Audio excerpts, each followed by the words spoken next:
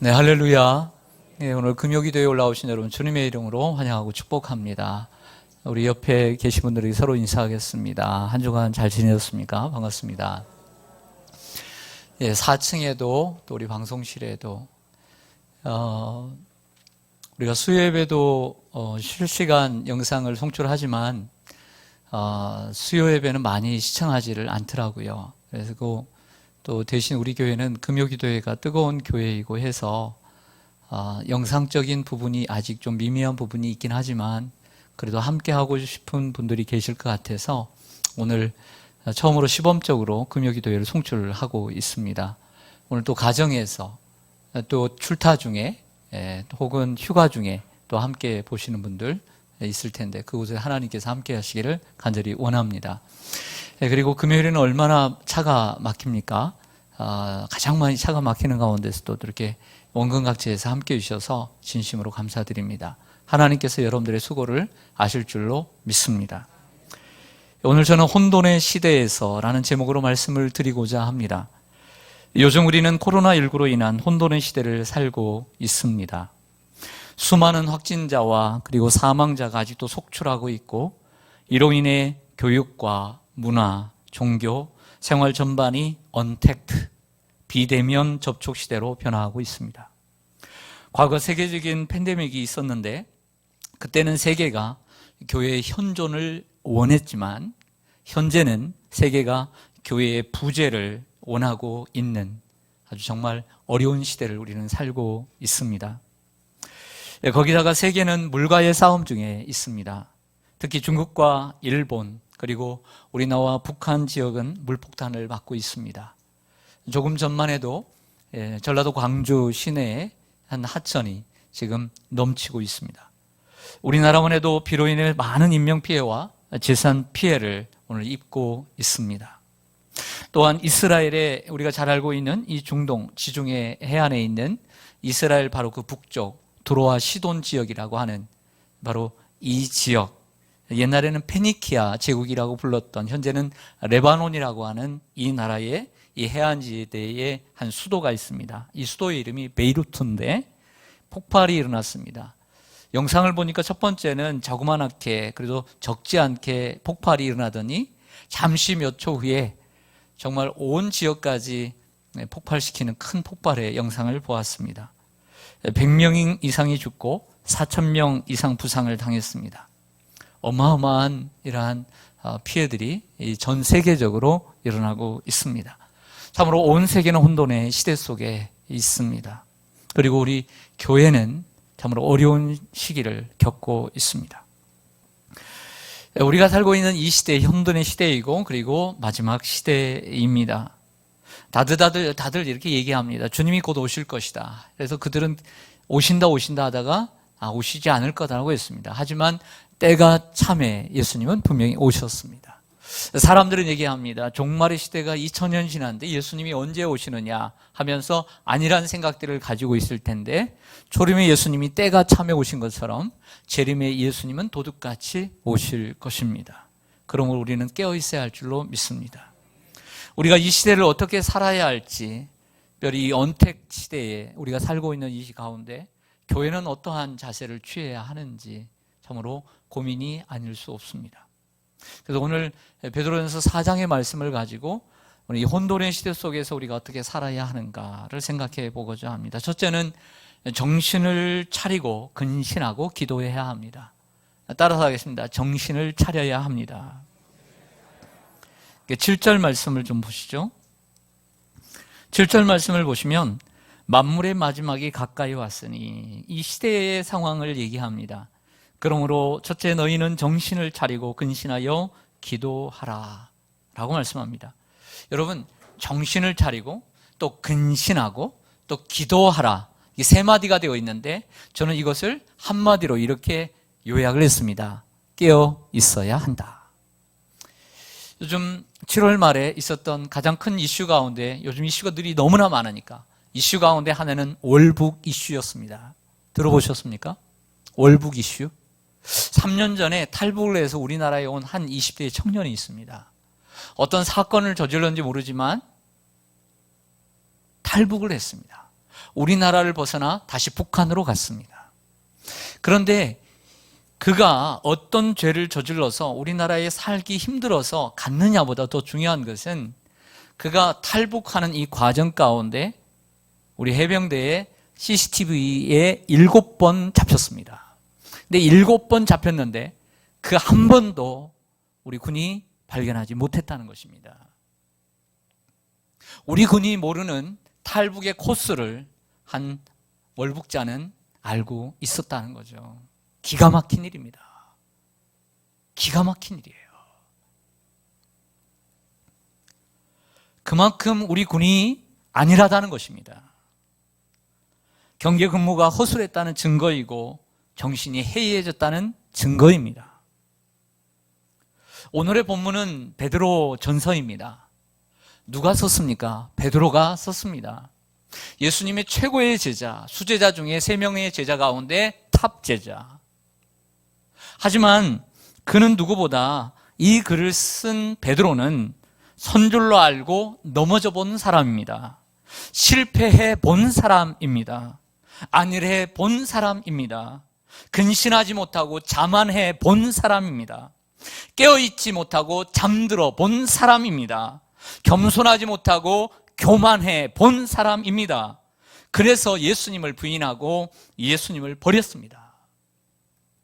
이러한 과거가 있는 사람이기에 오늘 그의 글은 남다른 것이죠. 그랬던 경험이 있던 베드로는 다시 넘어지지 않기 위해 피나는 노력을 하며 살았다는 것을 기억해야 합니다. 혹 행여나 우리가 그런 실수를 범하지 않았다고 해도 안일해서는 안 되는 것입니다. 선다고 섰다고 생각하는 그 순간 넘어질까 조심하라고 성경은 말씀하고 있기 때문입니다. 우리 같은 성경 베드로전서 5장 8절을 좀 보시죠. 같은 성경이니까 찾기가 용이합니다. 베드로전서 5장 8절 9절을 보면 근신하라 깨어라 너희 대적마귀가 우는 사자같이 두루다니며 삼킬 자를 찾나니 너희 믿음을 굳건하게 하여 그를 대적하라 이런 말씀을 하고 있습니다. 오늘 본문에서 근신하라는 단어가 나오는데 그리고 근신하고 정신을 차리고 기도하라고 했는데 베드로전서 5장 8절에서는 근신하고 뭐하라고 얘기합니까? 깨어라 라고 얘기합니다. 깨어 있으라는 것입니다. 여러분 신앙에는 어떻게 보면 안일한 시간도 필요하고 어떻게 보면 신앙에는 타협할 시간도 필요할 것 같지만 쉬는 시간도 필요할 것 같지만 반대로 우리의 대적인 마귀는 우는 사자와 같이 쉬는 시간이 없다는 것을 기억해야 합니다. 그리고 도리어 우리가 안일하고 우리가 나태하고 우리가 방심하고 우리가 게으르고 우리가 졸고 우리가 잘 때 바로 그 시간을 노리고 있다는 사실도 우리는 기억해야 합니다. 우리도 저 스스로 정신을 차리고 근신하고 기도해야 합니다. 그리고 기도에 항상 깨어 있어야 합니다. 사실 우리가 성도가 깨어 있다. 우리 성도는 말씀으로도 깨어 있어야 되고 다른 방법으로도 깨어 있어야 되지만 성도가 깨어 있다라고 하는 가장 큰 상징물이 무엇이겠습니까? 그것은 기도 아닐까요? 기도하지 않고 그 성도가 깨어 있다라고 감히 누가 나는 깨어 있다라고 말할 수 있겠습니까? 기도죠. 기도하지 않고 어떻게 나는 깨어 있다라고 자신만만할 수 있겠습니까? 성도의 깨어 있음은 기도로 표현되어야 합니다. 우리가 기도할 때 주님은 우리에게 은혜와 지혜와 능력을 주시고 그리고 여러 가지 시험을 당해도 이길 수 있는 힘을 우리에게 주실 줄로 믿기 때문입니다. 혼돈의 시대에 우리는 두 번째로 뜨겁게 서로 사랑해야 합니다. 8절을 보실까요? 오늘 베드로전서 4장 8절을 보면 만물의 마지막에 가까웠으니 무엇보다도 뜨겁게 서로 사랑할지니 사랑은 허다한 죄를 덮느니라고 말씀하고 있습니다. 올해는 우리가 성품의 해입니다. 여기 말씀 있는 것처럼 우리가 성령의 열매와 좋은 성품으로 성장하는 한 해입니다. 하나님의 성품이 사랑이지요. 네. 그리고 그분은 사랑이 많으셔서 우리를 구원하시기 위해 아들 예수 그리스도를 우리에게 내어주셨고 그 예수 그리스도를 친히 내어주심으로 그 하나님의 사랑을 우리에게 확증해 주셨습니다. 그리고 사랑이신 그 예수 그리스도는 자신의 몸을 내어주심으로 그 사랑을 몸소 보여주셨습니다. 고린도전서 13장 13절에 보면요, 이런 말씀이 있습니다. 그런즉 믿음, 소망, 사랑, 이 세 가지는 항상 있을 것인데 그 중에 제일은 사랑이라. 골로새서 4장 13절에 보면 이런 말씀이 있습니다. 3장 14절에 보면 이 모든 것 위에 사랑을 더하라. 이는 온전하게 매는 띠니라고 말씀하셨습니다. 예수님 우리에게 세 계명을 주셨습니다. 요한복음 13장 33절, 34절, 35절에 오면 내가 너희에게 세 계명을 주노니 서로 사랑하라. 예수님이 우리에게 주신 계명이 서로 사랑의 계명입니다. 인간의 사랑은 이렇게 생각합니다. 인간의 사랑은 깨지기 쉬운 유리와 같다라고 저는 표현을 하고 싶어요. 다시요. 우리 인간이 맺어가는 사랑은 참 깨지기 쉬운 유리와 같다라는 생각을 합니다. 그러므로 서로 뜨겁게 피차 사랑하지 않으면, 허물이 있을 때 허물을 덮어주지 않으면 참으로 금이 가기 쉬운 존재입니다. 그리스도께서 우리를 사랑하시듯 서로 사랑해야 합니다. 참된 사랑의 특징 뭘까요? 참된 사랑의 특징은 뭐냐면 차별하지 않는 것입니다. 너희가 너의 몸과 같이, 너 자신과 같이 내 이웃을 사랑하라 라고 하는 말씀은 요한일서 2장 9절에 보면 이렇게 다시 설명합니다. 만일 너희가 사람을 차별하여 대하면 죄를 짓는 것이니 율법이 너희를 범법자로 정죄하리라고 얘기하고 있습니다. 사람을 차별하는 것, 참된 사랑은 차별하지 않는 것입니다. 흑인이나 백인이나 황인이나 차별하지 않습니다. 사랑은 남자와 여자를 차별하지 않습니다. 옛날에 독립운동을 할 때, 미국의 독립운동을 할 때 남북과 이 남군과 북군이 얘기할 때 서로 이제 투표권을 놓고 이제 흑인을 4분의 3 인간이라고 헌법에 명시를 했다고 합니다. 흑인을 4분의 3 인간이에요. 이 미국의 역사 가운데 흘러내려오는 역사입니다. 참된 사랑은 장애인과 비장애인을 차별하지 않습니다. 소유와 지식과 외모와 출신으로 사람을 차별하지 않습니다. 이것이 참된 사랑이 아니겠습니까? 만약 우리가 누군가를 차별하고 있다면 그 사람의 유무에 있어서, 지식에 있어서, 출신에 있어서, 형편에 있어서, 외모에 있어서 그 사람을 차별한다면 그것은 참된 사랑이 아닌 것입니다. 우리가 알고 있고 우리가 듣고 있는 대로 이번 21대 국회에 포괄적 차별금지법이 발의되었습니다. 법사위를 통과해 국회에 상정되면 절대 안 됩니다. 상정되더라도 그냥 무심코 통과되면 안 됩니다. 이를 위해 우리는 기도해야 할 줄로 믿습니다. 감사한 것은 지난 7월에 온누리교회 이재훈 담임 목사님은 포괄적 차별금지법이 국회에 상정되면 국회 앞에 가서 자신이 피켓을 들고 시위를 하겠다고 설교 시간에 당당히 얘기했다는 것입니다. 제가 영상을 보았습니다. 세문안교회 그리고 분당 우리 교회 같은 대형교회 목사님들이 나서서 설교 시간에 포괄적 차별금지법에 대해 설교를 하시는 모습을 보았습니다. 참으로 고무적인 일입니다. 여러분, 정의당 정혜영 이 국회의원을 중심으로 발의된 이 포괄적 차별금지법, 이 법이요, 여러분 이름이 바뀌었습니다. 그래서 여러분들 이 이름을 기억해 주시기 바랍니다. 이 포괄적 차별금지법이라고 하는 이것이, 그리고 포괄적이라는 말을 우리는 자세히 생각해야 합니다. 여러분들 우리가 논문을 쓰거나 그리고 신문에 어떤 게재된 글을 볼 때 이 제목에 있어서 이 제목이 어떤 의미가 있는지, 이 내용과 어떻게 부합하는지를 생각할 줄 알아야 합니다. 포괄적이라는 말 그대로 포괄적 아닙니까? 그래서 이 둘이 뭉실하게 구렁이가 담 넘어가듯 이 포괄해가지고 이 법을 넘길 수가 있는 거예요. 도매금으로. 그러면 그 안에 있는 이 성평등이라고 하는, 동성애라고 하는 이 중요한 이 부분에 대해서는 심도 있는 논의 없이 그냥 넘어갈 수 있는 거예요. 조심해야 되는 것입니다. 인권위에서, 국가인권위에서 개인의 행위를 과도하게 제한하는 것으로 이 제목이 비출 수 있기 때문에 평등 및 차별 금지에 관한 법률, 가로 열고 평등법 괄호 닫고, 이렇게 법 제목을 바꿨어요. 다시요. 평등 및 차별 금지에 관한 법률, 괄호 열고 평등법 괄호 닫고 평등법이 되었어요. 여러분, 전 헌법재판관 가운데 안창호라고 하는 재판관 아실 것입니다. 이분이 현재는 서울대 행정대학원 교수인데요. 극동방송에서 특별 인터뷰를 했어요. 이 법 가지고. 그리고 23분 되는 이 영상이 유튜브로 올라와 있습니다.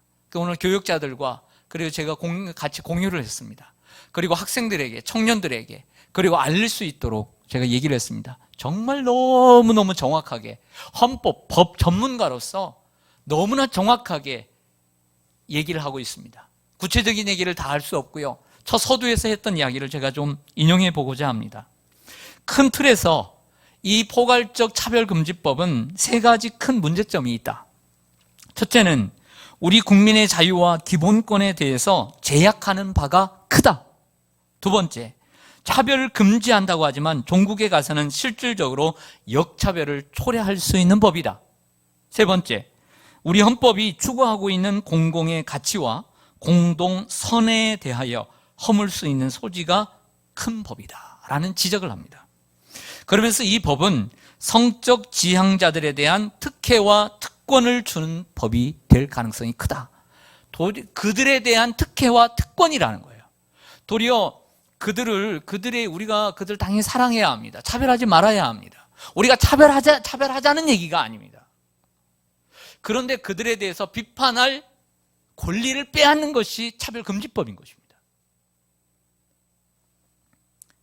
심각하게 받아들여야 하고, 그러면서 마지막에 이런 얘기를 하더라고요. 우리가 자주 얘기하는 이 자유민주주의의 자유, 정의, 이 평등은 모두 다 성경에서 온 단어이고 의미들이다.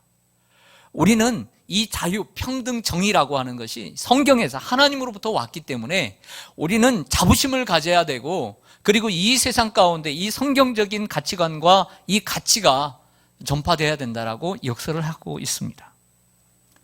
차별금지법은 절대로 통과되어서는 안 되는 법입니다. 모든 사람은 차별받지 않아야 되는 권리를 가지고 있습니다. 당연히 동성애자들도 성소수자들도 차별받지 않아야 합니다. 직장에서나 학교에서나 어디에서나. 그러나 동성애 행위를 국가가 법적으로 보장하고 찬성할 수 있는 자유를 주면서 동성애를 반대하는 다수의 국민들에게 반대할 자유를 빼앗고 오히려 역차별하며 반대자들을 범죄자로 취급하고 징역에 처하고, 그리고 수천만 원에서 몇 억에 이르는 이행 강제금과 배상금을 물게 하여 범죄자로 만드는 것은 국회가 절대로 해서는 안 되는 법인 것입니다. 상대방이 피해자가 내가 모욕감을 느꼈다라고 말을 하면, 내가 그것에 대해서 나는 절대 모욕감을 주지 않았다라고 하는 그러한 내가 설득이나 내가 그것을 이해시키지 않는다면 한 번에 한 번씩 모욕죄에 들어갑니다. 명예훼손죄에 들어가고, 그리고 이러한 보상금을 내어야 합니다. 동성애를 반대하는 것은 동성애자들을 사랑하지 않고 차별하는 것이 아닙니다. 동성애 행위를 국가의 법으로 합법화시키고 반대자를 처벌하는 그 법 자체가 진정한 차별 아니겠습니까? 예수님은 가늠한 여인을 향해서 이렇게 얘기했습니다. 가늠한 여인을 돌로 치는 자들에게 이렇게 얘기했습니다. 죄 없는 자가 돌로 치라 하셨습니다. 그렇습니다. 우리는 죄를 정죄할 수 없는 죄인입니다. 그리고 그러나 여인에게는 다시는 죄를 범치 말라고 하셨습니다. 교회와 우리는 이 이야기를 할 줄 알아야 합니다. 하지만 포괄적 이 차별금지법이 통과가 되면 우리는 그 여인에게 했던, 예수님께서 하셨던 그 죄는 잘못된 것이니 다시는 죄를 범치 말라라고 말할 수가 없습니다. 심각한 문제입니다. 우리 자녀들은 당연히 학교에서는 동성애만을 옹호하는 공부를 시킬 수밖에 없습니다. 즉 반대하는 얘기는 절대 할 수가 없는 것입니다. 그런데 교회 안에서 그러한 이야기를 하게 되면 아이들은 정체성의 혼란, 가치관의 혼란을 갖게 되는 것이죠. 이건 심각한 우리 다음 세대, 어떻게 보면 우리 기독교에 대한 고사적인 문제가 될 수 있다는 것입니다.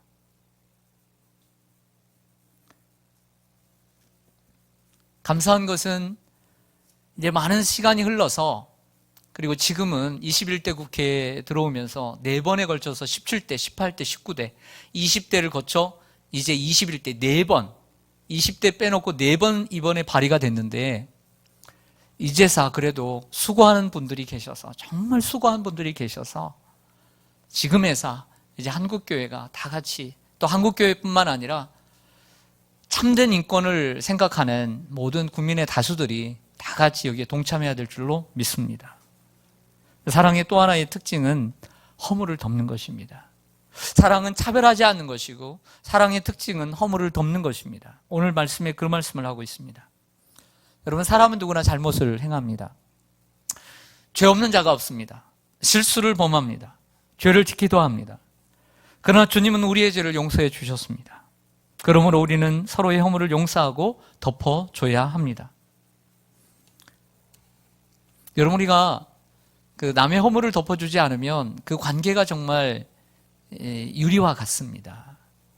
덮어주기 때문에 가족의 사랑이 오래 가는 것입니다. 여러분들이 저의 성격, 저의 성품을 조금 잘 모르시는 부분이 있는 것 같습니다.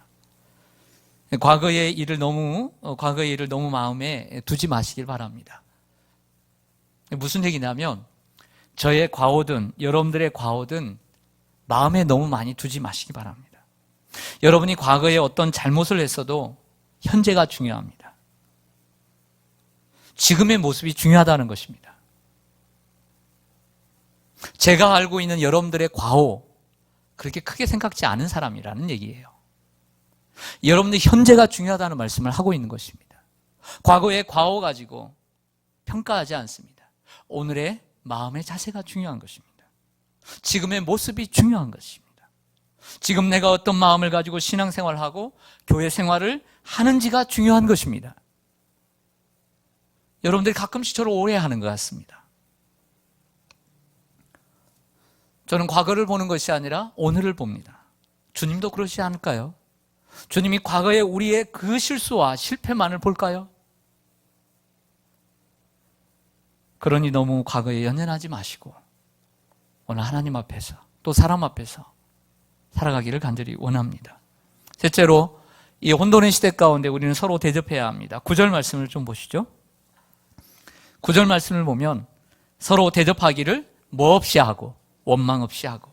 여러분, 혹시 서로 누군가를 대접을 했는데 대접하고 난 다음에 서운하고 섭섭하고 또 불편하고, 하면 또 뭐 대접을 했는데 대접이 안 와가지고 피드백이 안 와가지고 혹이라도 원망스럽고, 혹시 그런 적 없습니까? 그러지 말라는 거예요. 당시에는 순회 전도자들이 많았습니다. 어떤 각 교회에 목회자들이 계속 할 수 있는 전임자들이 없었기 때문에 순회 전도자들이 많이 올 수밖에 없었어요. 그런 여행자들을 대접해야 하는 경우가 많았는데, 당시에 성도들이 얼마나 어려웠습니까? 가난과 환난과 핍박과 고난 속에 살았습니다. 그러나 그들은 기쁨으로 그들을 대접했습니다. 한데 간혹 불평하고 또 원망하면서 대접하는 이들이 있었던 것 같습니다. 여러분, 누구를 대접하든 기쁨으로 하시기를 바랍니다. 그래야 하나님이 받으시는 대접이 되는 것입니다. 성도 여러분, 남에게 대접받고 싶으면 먼저 남을 대접해야 될 줄로 믿습니다. 상대방에게 높임을 받고 싶다면 먼저 높여드려야 합니다. 높여드리지 않고 내가 먼저 높임을 받으려고 하는 것은 이치에 맞지 않는 것입니다. 네 번째로, 은사를 선용해야 합니다. 10절 보겠습니다. 각각 은사를 받은 대로 하나님이 여러 가지 은혜를 맡은 선한 청지기 같이 서로 봉사하라. 만일 누가 말하려면 하나님의 말씀을 하는 것 같이 하고, 누가 봉사하려면 하나님이 공급하시는 힘으로 하는 것 같이 하라. 여기까지만 읽겠습니다. 저를 보겠습니다. 그런데 우리가 교회 생활을 오래 합니다. 교회 생활하면서 중요한 부분 가운데 하나는 은사 활용입니다.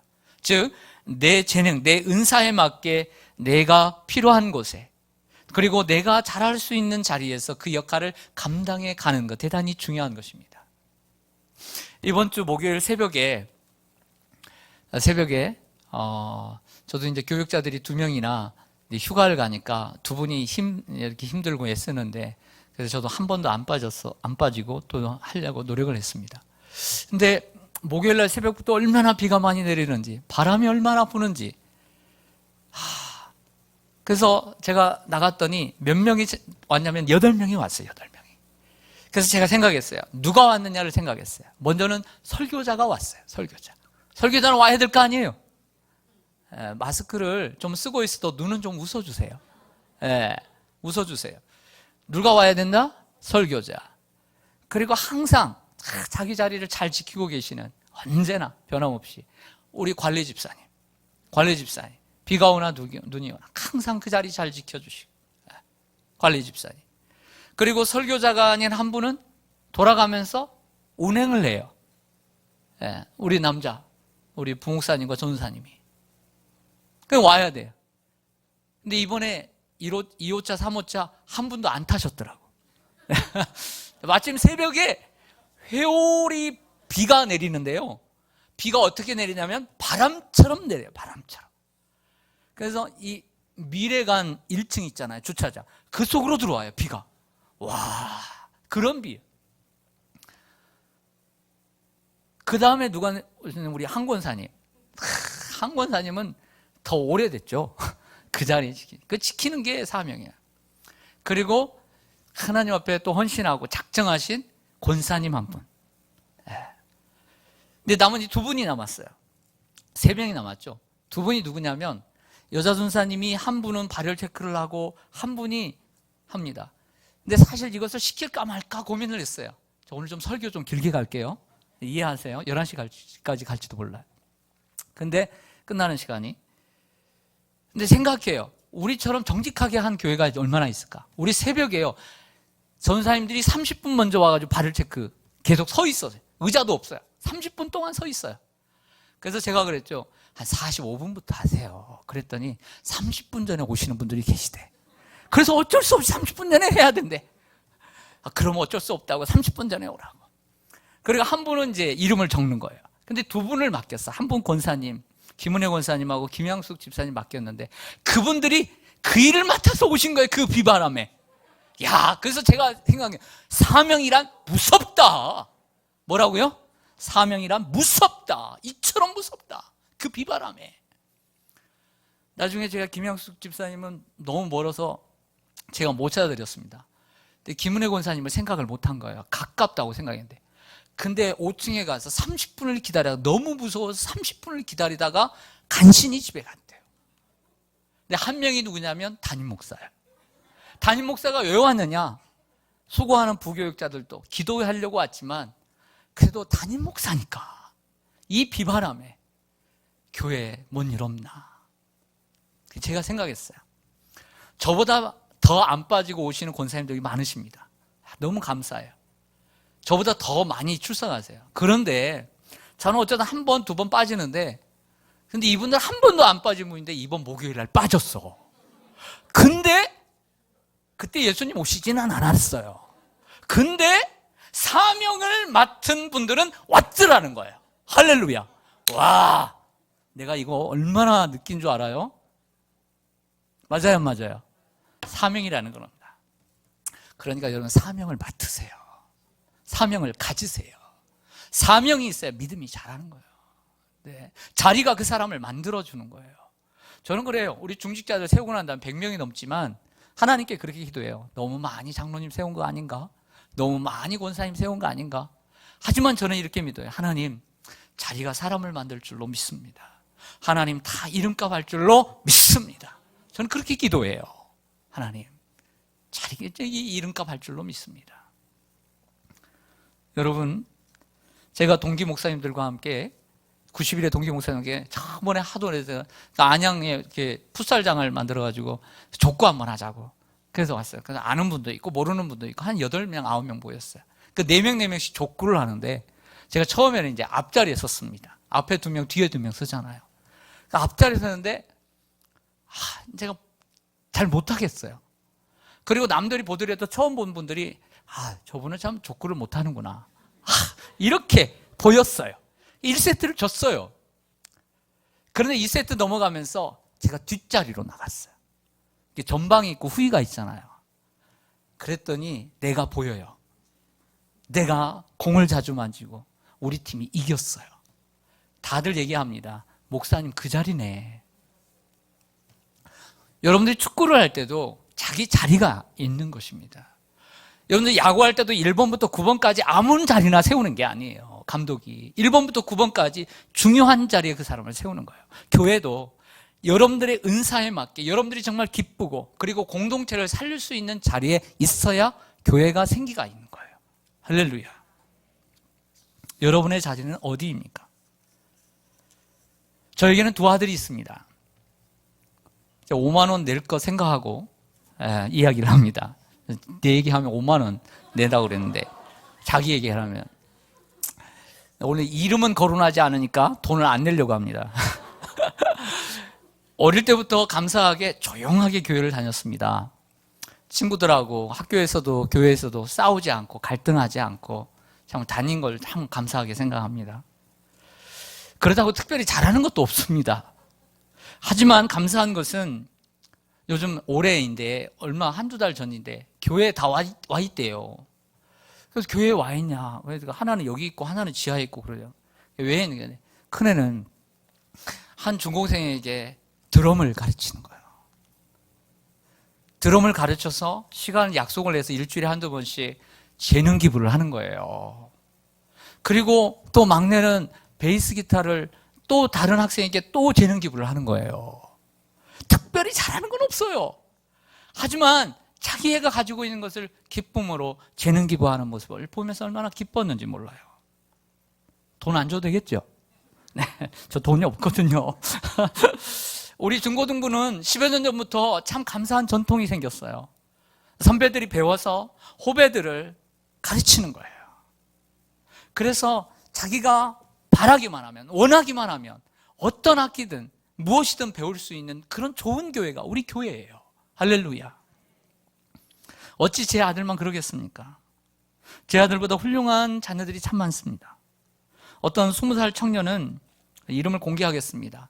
우리 대현이라는 청년은 컴퓨터를, 공부도 잘하지만 컴퓨터를 참 잘해요.